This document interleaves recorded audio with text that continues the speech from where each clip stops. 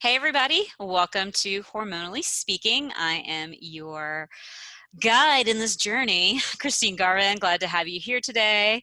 And I'm super, super pumped and excited to have today's guests on because of I was just saying to her, the amazing things that pelvic floor therapy did for me last year after all of my abdominal surgeries. And she knows so much about pelvic floor and pelvic pain, and we're going to dive deep into that today. Her name is Hannah Matluck, and she's the founder, producer, and host of the podcast, and is a certified holistic health and wellness coach.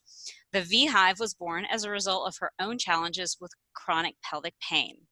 After figuring out how to navigate these complicated issues, she realized how common they are and how infrequently they are discussed, and was eager to bring these topics to the forefront. Hannah thrives on having open conversations about taboo topics that all women should have knowledge on and access to. Welcome, Hannah. Thank you for having me. Oh my Happy to be God. here, share my Yes. story, and talk with you. Oh my goodness. It's such an important thing that I, actually brought in a pelvic floor therapist when I did the hormone summit back in September, because I was like, okay, women need to know about this because I feel like so few actually do. Totally. So yeah, you're like, tell me about it. Mhm. So before we dive into, all kind of the specifics around it, tell us how you came upon it and what, your story is all about. Yeah, so I'm 24 now, and a few years ago when I was about 19, I started to develop what I now know were pelvic pain symptoms, pelvic floor dysfunction symptoms. So I was getting chronic infections, and then I was having a lot of vaginal pain and burning and itching and bladder urgency and frequency. And I did have infections. Like, I tested positive for yeast infections, UTIs, Mm-hmm. BV, and I was taking antibiotics and all the different medications a doctor would prescribe. And instead of the symptoms going away and getting better, they were actually getting much worse. Mm. And so I'm live in New York. I'm from New York. And so after I was hopping from one gynecologist to another here in the city, I finally, actually, my grandma had she had IC, and she had a lot of different pelvic health issues throughout her life. So she actually had one of the few vulvar pain gynecologists slash specialists in New York. And after, about 6 months of being in pain and not being able to find the right answers, my grandma was like, you have to come to this doctor I'll go with you, but you have to see my doctor. Mm-hmm. And so my mom, and my grandma went to this gynecologist in the city, and she was like, you have pelvic floor dysfunction, you have vulvodynia. And that's really where, my whole journey started, and where I learned about what pelvic pain is, what pelvic floor Mm-hmm. physical therapy is. And then I became super interested in all of this, and I've always been very outspoken. And when I have a problem, everyone knows about it. Yeah. So I was like Yeah, talking that to kind of everyone stuff. about this, Yeah. and I became really close to my pelvic floor physical therapists and my doctors. And I just realized, like, it's a huge problem. So many women are suffering from these issues. No Mm-hmm. one knows about them. Gynecologists don't even really know about, Mm-hmm. you know, what pelvic pain is and how to send their patients to get the right help. So then that kind of led me to start the podcast, V Hive, which I'm now working on full time. And Wow. yeah, that's Yeah. about it. That's my story simplified. Yeah, yeah, totally. Very Well, I simplified. I had definitely I just want to point out something I think is really cool is that your mother and your grandmother went together, like three Yeah, generations of women, I know. I mean, but that's really powerful in a way. I don't think that always happens No, in it does. families. I'm super grateful for it, but it's Yeah. also so funny because I'm like, like when I go to a doctor or something, like both my parents, I mean, I'm so fortunate, but it's like You're I have like, a they're very there. small family. Like, they all need to know what's going on. Yeah, And yeah. yeah, You're like, sometimes it's there's a pros and lot, cons to that, I'm sure. Yeah. but at Um, the end of the day, it's all good. can you explain what vulvodynia is for people that don't know what that is? Yes, definitely. So my symptoms were vaginal burning and itching in the absence of any infection. So obviously I would take an antibiotic or whatever the medication was, and the infection would go away, but I still had all of the symptoms. And so when I was diagnosed with vulvodynia, I was, you know, as one would imagine, so upset because you hear this term vulvodynia and you're like, that's the scariest term I've ever heard in my life. It does not sound I'm good. gonna die from this. Like, what is this? Right. It's so scary. Like, no one talks about it. Right.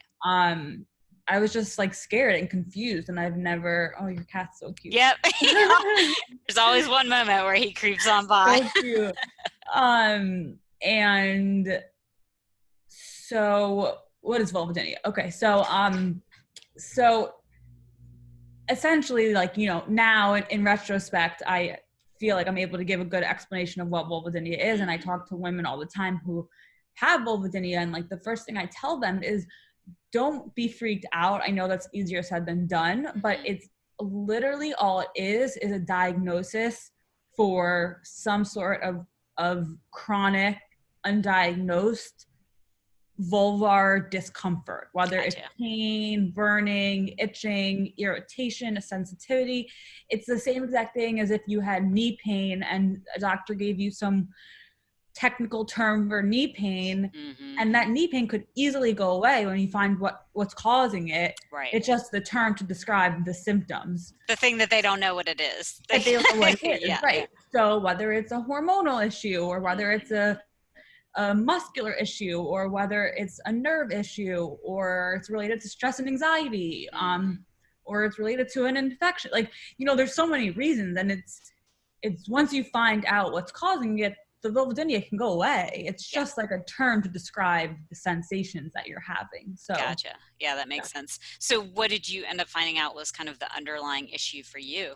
So what I found out, which I think is probably similar with other women's stories, is that it's many things that are causing the discomfort. So in my case, and I was just talking about this with someone the other day, like, since when you're treating something that's chronic, it's like so multifaceted that it's hard to know like what exactly. I mean, if you're lucky if you do one thing and it is the answer, but that's usually not never the case. happens. That never really happened. Like, I've talked to one woman who went to pelvic floor physical therapy and it totally cured her. I'm like, that's amazing, but that's unfortunately not usually how it goes. So, I mean, that's definitely not how it went with me.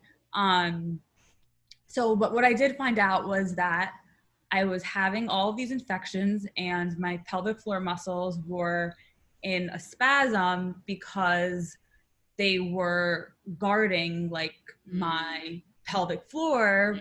They became so tight because there were so many infections. So it's like, you know, if you cut your foot, like your foot's going to tense up to just a natural body defense. So my muscles were so spasmed because I was just chronically getting all of these infections.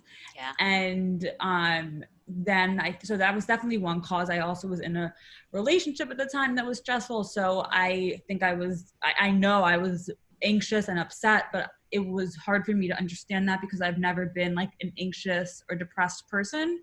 So I really was like unaware of the mind-body connection, and I thought like physical symptoms were physical symptoms. I didn't make the connection. Now I have a totally different view on that.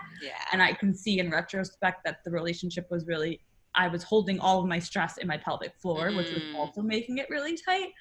And I was, you know, like living in the city, and just sometimes being in New York, it's a stressful environment for a lot of people. So that wasn't helping anything. And then I also know a lot now about like our microbiome and how that relates to our vaginal microbiome. And I had a lot of gut issues. So I had like SIBO and candida and lots of like gut dysbiosis. So I saw a functional medicine doctor, and really like we worked through getting all of my gut issues under control. I was like very constipated and bloated all the time, which was definitely contributing to the pelvic pain. So those were like all of the kind of underlying, what I believe were the underlying factors, and then Right. I had to treat it from all different angles to ultimately feel better. Yeah. Well, I'm really glad that you brought up the gut connection because Mm-hmm. that's, I start with pretty much every client, even if they come to me with hormonal issues, we start with gut health because that Totally. underlies everything, right? I mean, like you say, it's all these different components, but I think, with physical symptoms, anywhere in our body, a lot of people don't think, oh, so my gut is messed up and that's why this is happening, or that's part of why this is happening. Mm-hmm. And so I'm glad that you brought up that point because I'm constantly trying to get women to just like take that into consideration with whatever's going on, especially in our reproductive area. For It's sure. such a huge component. And um, I always say, like, when I'm talking to women, I'm like, you could go to every, like, the best doctor in the world, spend all the money in the world, like, get every injection, procedure, hours of physical therapy. Like, you can do that all. And if you're not eating well and, like, making sure that your gut's healthy and, like, cutting out inflammatory foods and doing all of the things that you have control over, like, it's going to be much harder to get better. Right. And exactly. And it's gonna eventually come back, even if those things help in the interim, right? It's like you Exactly. gotta, yeah, you gotta think long term. And I was having this conversation with somebody else recently, that so I'm in my early 40s and like just kind of starting on the perimenopausal track, and to really kind of get ahead of things, it's like if you make some good changes in your early 30s, that can really set you up for much better time in perimenopause and menopause. But the person I was talking to, she was like, I know, really it needs to be teens, Yeah. teens and 20s.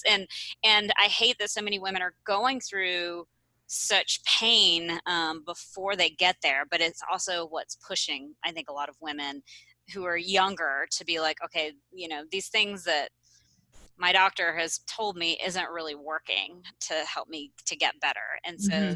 there's more here. And like you doing all this work now, even though of course you had to because you were in so much pain, but that is really setting you up for a much easier road, fingers crossed, when you Right. get into your 30s and your 40s and beyond. Oh, So it's a really good point. yeah. And, like, with anything, it's, I think about that a lot. And it's like now I kind of have a toolbox and I have, like, the resources that I'll need if something does come up down the Mhm. road. Like, this won't be new Yeah, exactly. territory. Yeah, yeah, you're totally way ahead in the game.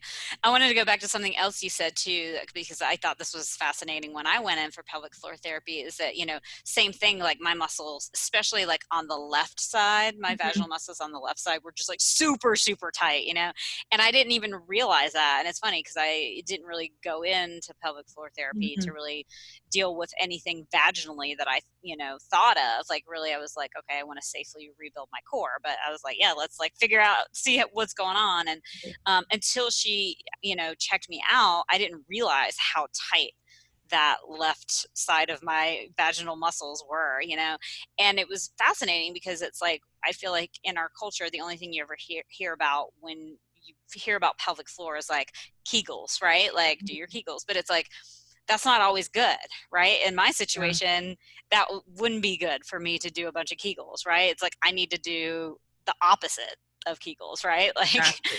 letting out. And I feel like I've been hearing more and more about women that really do have that tightness that's happening. And I think for all the reasons that you brought up, it's so important to understand that, the emotional component of like holding Mhm. things in, protecting that whole area, Yeah. such a deep area. And what I learned is that we all hold our stress in different places in our body. So someone might be stressed or anxious and they get a stomach ache or neck pain or back pain or a migraine. But for a lot of women, it will show up in their pelvis. And I think that's what was happening to me. And it was, like, really hard for me to understand because even though I consciously was not feeling stressed, or, like, I was like, oh, I don't really feel that stress. I don't really feel that Mm-hmm. anxious. But I went to an acupuncturist for a while and he explained this to me and he was like, well, just because your mind isn't really responding to all of the triggers in your life, your body is Body, and your definitely. pelvis is. And so I think that for some people, they might get really depressed about certain things or really anxious. And for some people, it just shows up physically. Absolutely. Mm-hmm. Yeah. So what are some of the things when you did start doing pelvic floor therapy? Like what kinds of stuff did they do with you? Specifically in physical Mm-hmm. therapy. Mm-hmm. So, as you obviously know, and I'm sure many people listening probably know, it's internal physical therapy. So, honestly, most like they were 45-minute sessions. I would go once a week, and I still go like once a month, once every other month, just as maintenance. Mm-hmm. Um, Making sure that really doesn't come back. Yeah, yeah, absolutely. But it was really just internal work. I know a lot of physical therapists give like home programs and exercises you can do at home. My physical therapist really, it was just like they're focusing on releasing the muscles Mm-hmm. internally, and helped me understand how I can make like workout modifications if I wanted to do yoga or go spinning, which I did have to cut back on for a while. But you know, when I was then ready to go do it again, like how I could do that in a safe way. Mm-hmm. Um, and but a lot of it was like just really doing the work. It like they were doing Mm-hmm. the work, and Mm-hmm. then they gave me dilators, and I bought another tool called the wand, which is Mm-hmm. like an at-home uh way to release your pelvic floor muscles. But I personally, I wasn't that consistent with them, and I didn't really find them to be that helpful for me, but I know a lot of women who do. Mm-hmm. um yeah, so mine was just like going there, having them, you know, really work on the muscles. And Mm-hmm. then it was also like a therapy, like a talk therapy session for Yeah. me, because I mean, for I'm someone who asks a million questions. I'm like the most annoying patient. So the whole time I'm like asking them questions and questions that can't even be answered. And Yeah, um yeah. but I found it interesting, and I was interested for myself, and I was just, you know, interested in general, and I would Yeah. always ask them lots of questions. And I would go and I would learn more about my body and what is good for me, what's not good, what to do. And they would always give me recommendations as to, you know, if I wanted to see a practitioner who specializes in something. They Mm-hmm. had a lot of connections. Yeah. So It opened up, yeah, even more. Well, yeah. it's funny you bring up the wand, because I remember my pelvic floor therapist being like, "Oh, you know, we there's this, you know, other option if you want to use this at home." And she was like, you know, it's she shows me like a medical website or whatever, you Hmm. know, a medical supply website, and she's like, you know, this is the wand, and I was like, is it pretty much like a dildo? And she's like, kinda. Yeah. And I was like, okay. And then like she asked me about it later again, and she's like, yeah, you can get a vibrating one. I was like, so pretty much like a vibrator? And she's like, yeah. And I was like, I'm covered, girl. I don't need to buy a medical one. No worries. But what's interesting is since then, and what I That's loved about funny. that experience was that I definitely like I learned that feeling, right? Hmm. Like I'm sure, you know, I mean, definitely my surgeries made me tighten in that area completely.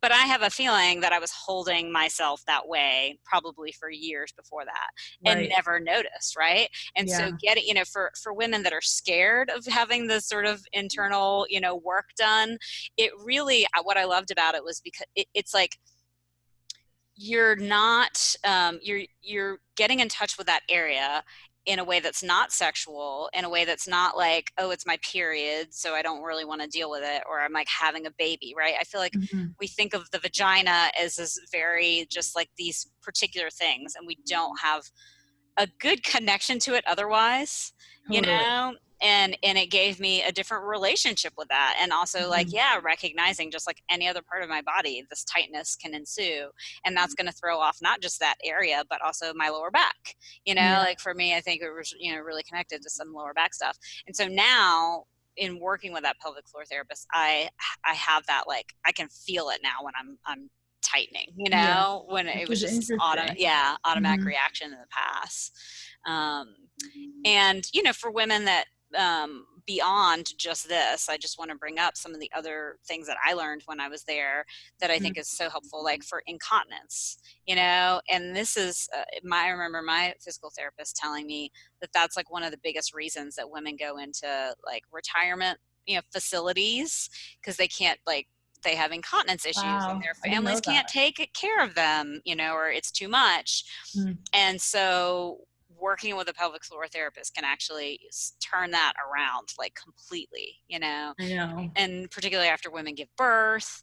And I know this is probably all stuff you've talked about to different professionals on your podcast, but and then obviously like rebuilding the core, prolapses, all kinds of stuff like that, Mhm. and that's why I think every woman should access that at some point in their lives because it's going to help.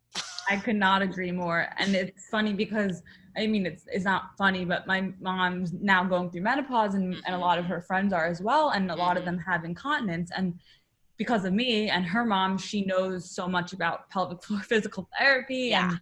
and how it can help with bladder Yeah. issues. And she tells her friends, like, you should see a pelvic floor physical therapist. Hmm. And they're like so confused. Some of their Yeah. gynecologists are recommending surgery, like, I know. and she Ugh. gets so angry. She's like, I feel like she gets so upset about it because Yeah. she's like, this is crazy. Like, Yeah. Well, it's hard for women to wrap their head around when they don't have any past like right. need or knowledge on what pelvic health or pelvic floor PT is. Yeah, absolutely. And, I mean, I talk about this a lot on this podcast that, I mean, I'm obviously, happy that we have allopathic medicine and that we have medications and that we have surgery, but it's allopathic medicine is taught medication and surgery, right? Mm-hmm. That, so of course that's the recommendations that are going to come from doctors, like, I don't blame them. That's like, that's what they've learned, that's what they've been taught, that's their expertise. But Yeah. there's this whole other world of, how, I mean, everything from traditional medicine, and things that have been part of different cultures for so long that can help us, and then cutting edge functional medicine stuff too, Mm, that really deals with these chronic issues in for a very sure. different way, obviously. Mm. Yeah. So then did you end up doing like regular therapy too? Was that part of the component? So yeah, so I, in addition to pelvic floor physical therapy, I do you want me to like kind of walk you through the main things I that love it. Yep. okay. Yeah, I think it's Um, great for people to hear, like, have an idea of how for to approach sure. this. Yeah. I'm happy to share it all. So yeah, so I pelvic floor physical therapy was of course a main component. And that was probably like what I did the most and the most consistently. Mm-hmm. But in addition, I saw an acupuncturist, probably like for a little bit once a week, then once every 2 weeks, once a month, took a break for a while, like, Mm-hmm. would stop going, but that was definitely a part of my regimen. And then, as I mentioned, I had a functional medicine doctor who was really helping with all of the gut issues. And then I was in, like, I saw like a talk therapist for a while, and then like kind of stopped for a while. And now I actually have an amazing psychiatrist in the city who I just see like once a month as kind of like keeping like someone to talk to Mm-hmm. update. Like I feel pretty good physically and mentally and emotionally now, so Mm-hmm. it's not something that like I need all the time, but it's definitely helpful to have a professional who can, when you do have the thoughts that come back, or Mm-hmm. when you need someone to kind of bring you back to baseline, that they're Mm-hmm. there for you. I think it's really important. And he does like CBT therapy, and Nice. then also like psychiatrist, so he can prescribe medication. Mm-hmm. I'm not like huge medication person, but it is helpful to have someone who is able to do that. Yep. um and what else, I was on my, so there was like the gynecologist that initially diagnosed me with all of these issues, put me on antidepressants, and that was something that was like hard for me to wrap my head around for a while, because I mean I immediately went on them because I was Mm-hmm. in so much pain. Yeah. But Yeah. I just genetically, I've never suffered from anxiety or depression until like I had pain, but I Mm-hmm. was always a happy person. Mm-hmm. So I went on the medication because I had no idea what else to do and I was so desperate to feel better. Mm-hmm. Um, but that was like one of her main kind of approaches to treating women with chronic pain.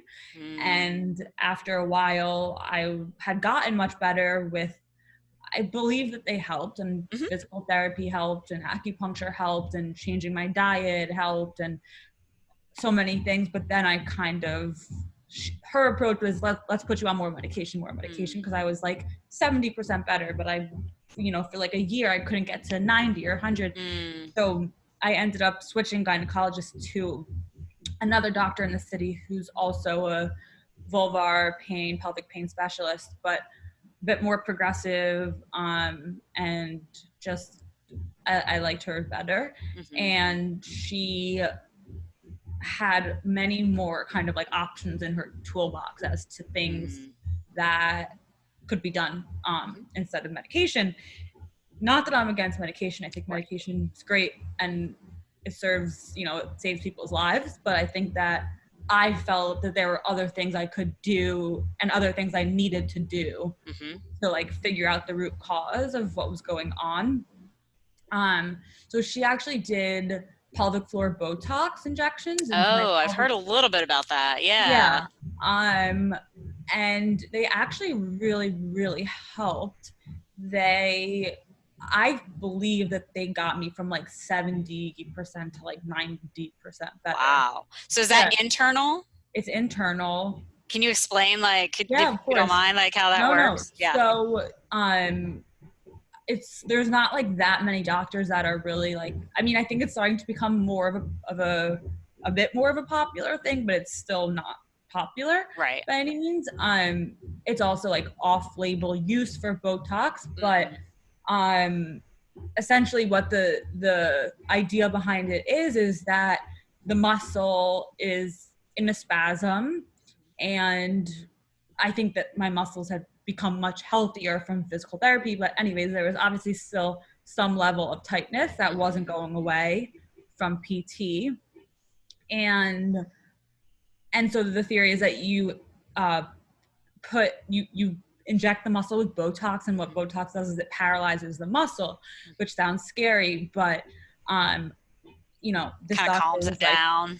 yeah, she's Yeah. super experienced, like has been doing this for like a long, probably 10 years. Like this is what she really does and knows very well. I felt really comfortable and confident that she was the doctor to have do this. Mm-hmm. And yeah, so it paralyzes the muscle and kind of gets it like out of a spasm. And the theory is that if you can force the muscle to not be in a spasm, it's like muscle memory. So the Mm-hmm. muscle like will relearn a healthy state of functioning. Mm-hmm. So if your muscle's in a spasm, that's like the muscle, all it knows is like to Right. stay in that state. Right. So if you can retrain the muscle, hopefully it won't tense up again. The spasm will go away. And Right.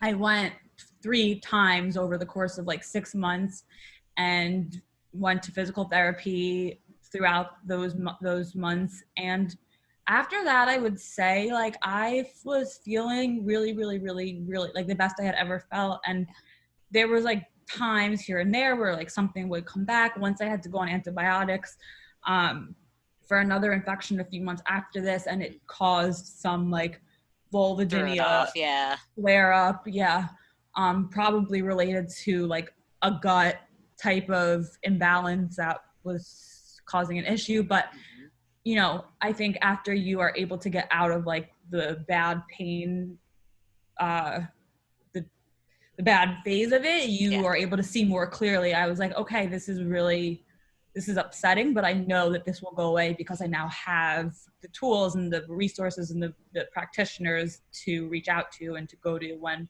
this happens again. But those I would say were the the main things. Yeah. Well, I think that's a really good point that you just brought up right then, because, I think all of us, when we do work on ourselves and, especially sort of multi pronged or, Hmm. trying to really be holistic about things, our goal is to feel obviously as good as we can. But the reality is that we will have trip ups or, flares with these things that are kind of like Achilles heel, if you want to call it that, right? Hmm. Like I think we each have kind of our bodies are predisposed to different things, right? Kind of like you were talking Hmm. about earlier. Some people they feel it in their stomach, some people they feel it in their neck, what have you. But that doesn't mean when you hit that moment where you have a flare or whatever, that doesn't mean that like everything's messed up forever. Right. It's like it is just a blip in the radar and part of the healing process. And Totally. it can be really scary when you're in it, right? You're like, oh my God, I've done all this work and I was feeling so much And better and now I'm here, and it's just like, yeah, it's the reality of life and the healing process, to go through all of that. for Yeah. sure. And I think that's also one of the reasons that I've realized that like cognitive behavioral therapy is so helpful, Mm, because it's like having someone tell you like you've gotten through this before, you're gonna mm-hmm. get through this again. Like if you look at all of the patterns and think about this logically, Mm-hmm. there's not one piece of evidence showing you that this is going to be permanent and like that this is here to stay forever. That's just not the reality of the situation. Right, But right, when you right. hear someone else say it to you like that, you're like, oh, that makes a lot Yeah. of sense. I It's think it. you're right. Yeah. I mean, Yeah, I think there's so much, PTSD for women around things, totally. right? And so we just like, whoa, go into that place. And so, yeah, to have that centering from Hmm.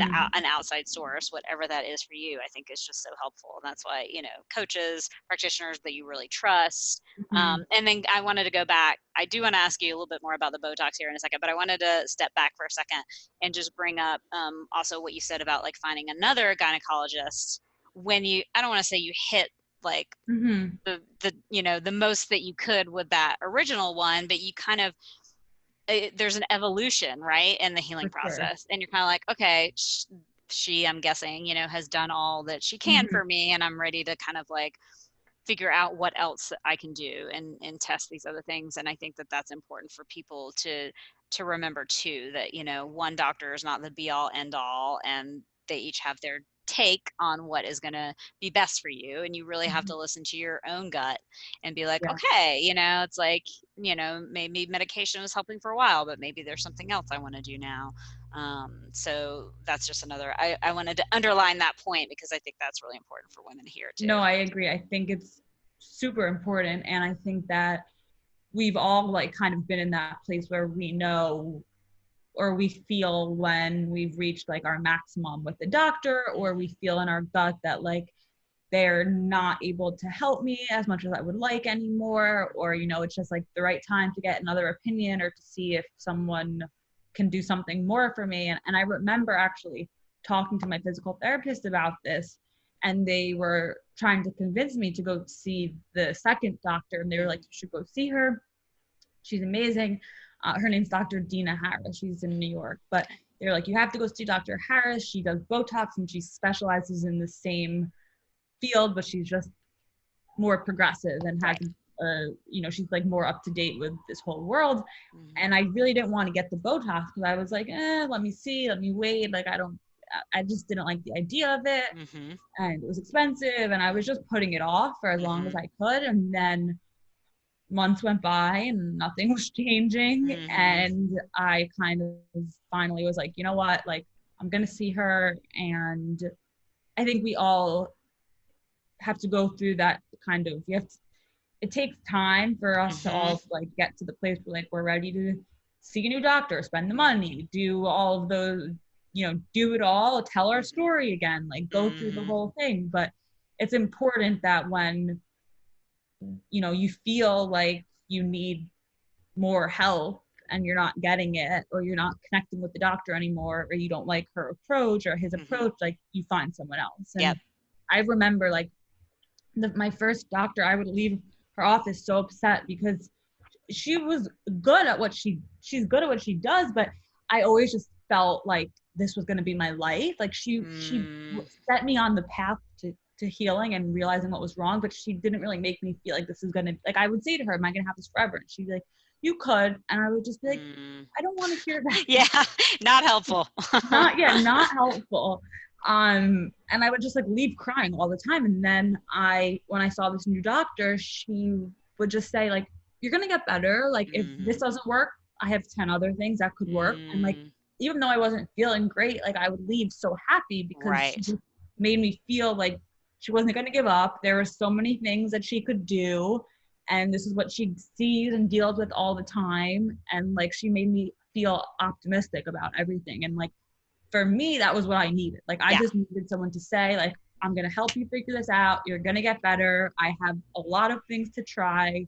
And that was really, really helpful for me. Yeah. I mean, and I think that that's what most women really want, Mm-hmm. at bottom. Like you don't want to go to somebody who, I don't want to say doesn't have your best interests at heart, because I don't think that that's it, but Yeah. has, yeah, kind of a negative viewpoint of your, your health and your life and Yeah. what you can do. And so, I like to stress that to people, because I think there's a lot of people will get caught and they're like, well, I've either worked with this doctor for a while, or I was recommended this doctor and other people like them. And people, a lot of times people can just turn it in on themselves and blame themselves for, Mm-hmm. not getting better and that kind of thing. And I'm not trying to blame the doctors, but it's just like there's other options out there. And so like, don't ever close yourself down to Yeah. just what you're being told by one I person. agree. And it's the same with like, because a lot of women tell me, oh, physical therapy,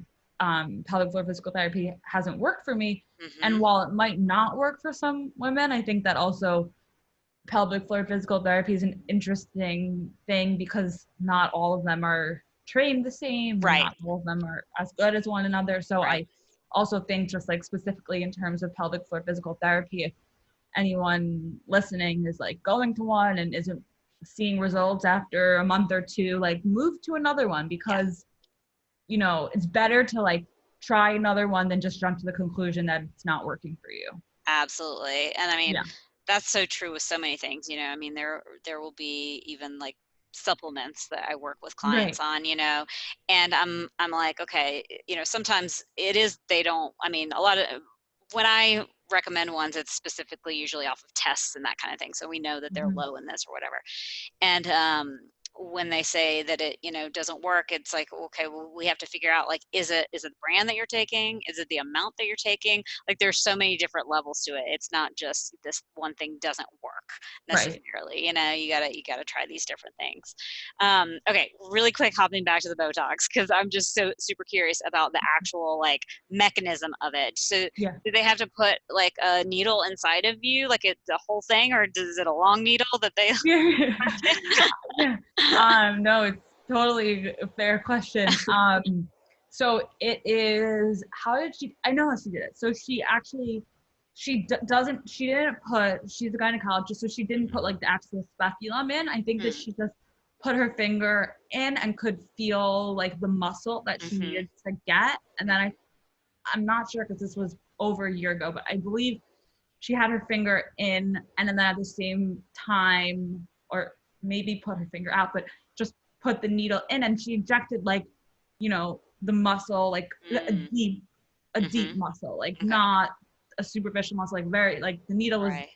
deep inside. Yeah, how'd that Um, feel? it Oh, hurt. yeah, It I was really gonna hurt. say, I can't feel good. It did not feel good. Yeah. It really hurt. But at the same time, I was like, I mean, I don't have a high pain tolerance, but it's interesting. Like acute pain, I'm really bad with, but like long-term pain, I seem to be able to like be okay with Yeah, because I yeah, like yeah. have long-term pain. But it's like I had to get stitches for the first time on my foot the other month, and I was like the biggest baby ever. Like it was 2 stitches, and I was freaking out. Like I thought the world was coming to. Well, And my boyfriend's like, "You're such a baby." I'm like, "No, you don't know what I've dealt with. Like I've." yeah, I'm But I kind of this. present like a baby. Yeah, well, it's funny because I like went to get my blood drawn the other day, and I always get nervous with blood draws, and I was like in the hospital with like literally a million needles in me, a pick line, like a wound. I mean, my Yeah. body went through a tremendous amount after my emergency surgeries, and I'm still like, oh, I gotta get my blood drawn. So I get it. Like, Yeah. yeah, I don't When know. you've had all these surgeries Yeah, and exactly. I You know. know. Yeah, no, I So know. it's, It just I think we get used to, like, when you have pain for a while, you get used to it to a certain extent, right? Like you have yeah. to, like it's survival mode. And so versus this like very like in the moment pain, you're like, oh, I don't want it. It's my mom's friend. This is totally random, but my mom's friend has had 2 open heart surgeries, and I have like a lot of earrings on my ear, and she's looked at my ear and she's like, "That's so painful. Like, how could you get so many ear piercings? Like, doesn't that hurt?" And I was just like, You're like, are you kidding me? "You're worried about my ear piercings?" I know. Women are No, funny. it was funny. The Botox hurt, but it was like 2 seconds. It was over with, and Yeah. I think that, as I'm sure you know, you get to a point where you're just like, I don't care if this is Yeah. gonna help. Like, Yeah. I'll handle 2 seconds of a simple Absolutely. injection. So Yeah. it really wasn't that bad. Like, I Yeah. was fine after I got up, went about my day. Like, there was no downtime. There was no side effects. Like, there Kind of was like no when you get Botox, like yeah. migraines or in your head or whatever. Yeah. It's like, Right. it doesn't It's last. Yeah. yeah, it's an injection and then whatever, you go There you about go. your life. But I also think that, like, if anyone is listening and thinks that it might be something that would help them potentially, like it is probably very important to make sure a doctor's doing it that really knows what they're doing, Right. because I don't want to like say that it's any like procedure or injection could have side effects. So, Right. but I do You're, know women you're like, who make that have point. yeah, just Yeah. wanted to make that point. Like, I wouldn't have anyone do it, but Yeah. if you're going to a good doctor who's done it before, it could be helpful. Yeah. Yeah. I love that you brought that up because I've heard a little bit about it, but I didn't know all of that. So I'm Mhm. excited that I learned about that. So tell And I us. actually, sorry, one quick point. Yeah. Yeah. I actually had um, a woman on my podcast who had vaginal pelvic pain, vulvodynia pain for a while, and she actually told her story like 2 weeks ago. And Botox was another doctor in Manhattan did Botox for her in her pelvic floor, but she said it like she had pain for 2 years. She was going to PT, doing all of this stuff, and then she got like 3 rounds of Botox, and she essentially just like woke up one morning, and it was the first time in 2 years like her pain went away. Yeah, it was Wow. it Yeah. was crazy. So like I'm I've heard a lot of stories of women who really help. It's really, And I'm then, gonna jump into like, I want to find, after we get off, I'm like, I want to research like how, if they're, all around the country. I mean, I'm sure in big cities you can find it more easily, but I'm curious in different mhm, places. But what were you going to say? yeah. No, I was going to say there was actually another woman a while ago who I also had on my podcast who was having pelvic pain. And she found a doctor that gave her Botox. It really helped her. And what's so interesting is she actually works for, now I'm forgetting, but she's involved in with Allergan, the company that manufactures Botox. Okay. And so she became so interested in this after it helped her that she was working with them to like figure out to start like a clinical trial Mm-hmm. with pelvic Botox for pelvic pain, because Botox isn't covered by insurance. Right. But if they can like get clinical trials and Then it will be. prove, then it will be. So we did a whole podcast, this was a while ago, but she was like, one of her like main jobs at work now is trying to figure out a way to get them to like, I guess they're doing a clinical trial, but it's scheduled for 10 years because that's how this works. So she's trying to like Right. expedite it and figure out a way to get insurance like on board with, yeah. Yeah, because we're so behind on studying women. As we know, like in the past few years, it's come out how little, our science has studied women's bodies, how women Right. haven't been a part of scientific studies ever, really, and I feel like we're doing this like catch up now, right? Because women Exactly. are suffering so bad. It's like we need to make this happen. So fingers crossed that does, go much faster than 10 years. I know. Well, so tell us a little bit more about your podcast, and is it all focused on pelvic pain? So yeah. I I started it about 2 years ago, and at first it was called the Women's Pelvic Health At first it was called the Women's Pelvic Pain Podcast, Mhm. and then I recently, no, not recently, sorry. It was called the Women's Pelvic Pain Podcast. I shortly after I started it, I changed the name to the Women's Pelvic Health Podcast because I kind of realized pain, it's not a good word, has a bad connotation, and the podcast isn't really about pain, it's about healing and health. So I changed it to the Women's Pelvic Health Podcast. And it was all about pelvic health. And, every week I would have a different doctor, practitioner come on or a patient come on and share their expertise or their story or what they do in the field and how they treat. And then in this new year in 2020 in January, I rebranded the whole podcast and it's now called the V Hive.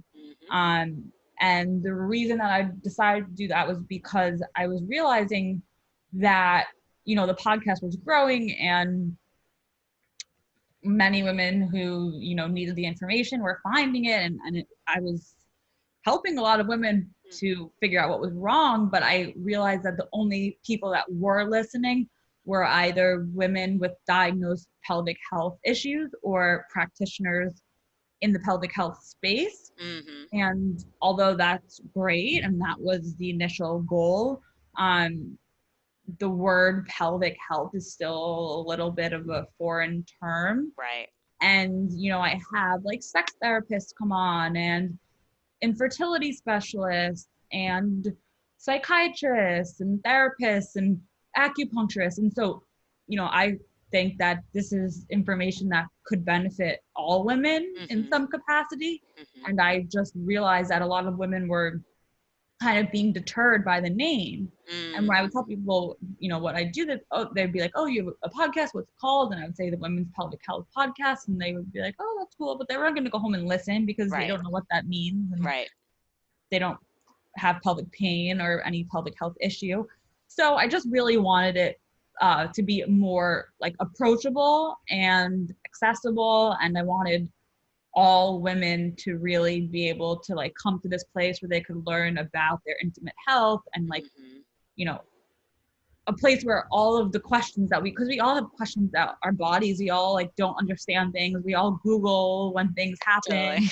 And at the end of the day, there's not like that many resources with high quality information. So I really just wanted it to be a place where all of these questions that women have about their sexual health and intimate health could, they could come to, and these questions would be answered by really good specialists in the field.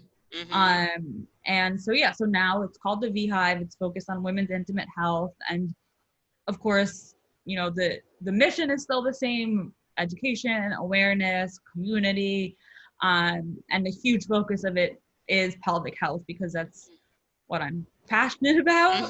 But I have broadened it a little bit so that I include some other conversations in the sexual health and intimate health space. Like I'm going to have the sex educator come on, and like even a therapist who specializes in chronic pain and trauma, and just broadening it a little bit so that it's not just a pelvic pain podcast. But at the same time, women with pelvic pain will probably still find a lot of the other episodes interesting because it's all related at the end of the day. Absolutely, totally. That's what it comes down to. Well, I love the name. I know, I love it. I love the name. I think that's Thank you. Yeah, it's really I don't know if the word's catchy, but I just it flows really nicely. So Thank you. Yeah, absolutely. And I laughed when you said the thing about Googling stuff. I just had this conversation with a friend recently. She's like, if anybody ever saw my Google history, search history, I'm like, if anybody ever saw anybody else's Google search history, And at the end of the day, you don't really learn much. Like, no, just a waste of time. Oh my God, especially nowadays, right? Because there's just like a million different takes on every single thing, it's and I think I actually had one urologist come on my podcast, and he made a really interesting point. He said that like the reason why, I mean, look, not all Googling is bad, but a lot of the forums that have like the pelvic pain forums or the IC forums or whatever it is, they have just a lot of angry patients, and while like who patients have every right to be angry because Yeah. they're suffering, and that's a fair that you know we've all been there. But he's Mm-hmm. like, it's not necessarily productive use of time, because the patients who get better aren't going into these forums and Right. writing about the fact that they've gotten better. And he's like, do you know how Right. many men and women have come into my office and I've treated them and they've been better, and then they just go about their life and Right. they don't talk about it, no one hears about it, and everything's fine. Yeah. But unfortunately, when we have a problem and then we go to Google and then we find these forums and then we're just reading from all of the patients Yeah. who haven't gotten better, Yep. and that can lead to other problems. Yeah, yeah, it's such an interesting thing. I've talked about this a lot because, I got in, so after my emergency surgeries, which, was from this fibroid, getting a Mm-hmm. fibroid removed, and they unknowingly burned me in 3 places in my intestines during that. So I ended up with an ostomy bag for about 6 months. And, I Mm-hmm. didn't know anything really about ostomies beforehand. So I joined an ostomy support group. And it was both wonderful because there was such a lack of information from the doctors. And I mean, while I was Yeah. in the hospital, the nurses were amazing, like the wound ostomy and continence nurses. But then, like, you're kind of, in our system generally, especially like I didn't have a doctor, I didn't have like a GI specialist or anything like that. Like, I just kind of fell through the cracks, right? So like the support group was awesome, but then I learned so much, and then I had to cut myself off at a certain point, especially like Right. going into reversal surgery to, like, have my intestines put back inside. Like, there's like you said, like all the negative stuff is on there. Though I do have to say it is interesting because I noticed a lot of people in that support group would say, tell me a positive reversal story, because there aren't any. And I remember actually once I had gotten to a place where I was really like, okay, I'm doing this reversal and I've got all my bases covered as much as I can. I felt pretty calm about it. I started noticing all the positive stories that were on That's so there, interesting. So Mm-hmm. like a lot of it is our own, what we're going through at that time and what we see and what we view. But I did have to stay in that place, Mm-hmm. and so also kind of like backing off of that for some of the time, and not getting caught up, yeah, too much in other people's stories, because we Yeah. each have our individual stories. And like the point you made, people that are doing well are off living their lives. They're not Yeah. in there like saying, oh my God, everything's great. So Right. yeah, Yeah. it's a double-edged sword for sure. But Yeah. I know I can imagine that a lot of doctors are fed up with all of that. They're like, I don't want to hear one more thing about Yeah. these people that don't have a degree telling you to do this. But well, that's awesome. I'm so glad that you have this podcast and that you're really talking about this information, because it is, from my perspective, like such a huge part of hormone health too. Mm-hmm. And like you said, this is all really interconnected. And I think when you're working on your hormones, there's these physical components that you need to work on too, and it's going to show up in these ways often in our pelvic floor. you know so like working with that can shift things dramatically too, to help in balancing hormones. So thanks for the work that you do. Of course, I am happy to, be here Yeah. talking about it, sharing information, and just making sure that women know that like these problems are not normal, but like Yeah. we Are experience common. them, and they're common, and that there's so many resources to actually, because they're normal, there's so many resources to fix them Yeah. or make them much, much, much better, if not completely go away, Yeah, and that no absolutely. one should live in pain or suffering. Yeah. I mean, I was thinking the other Important. day because I had a headache like 2 days in a row, and I don't usually have headaches. And I was like, I was in such a bad mood.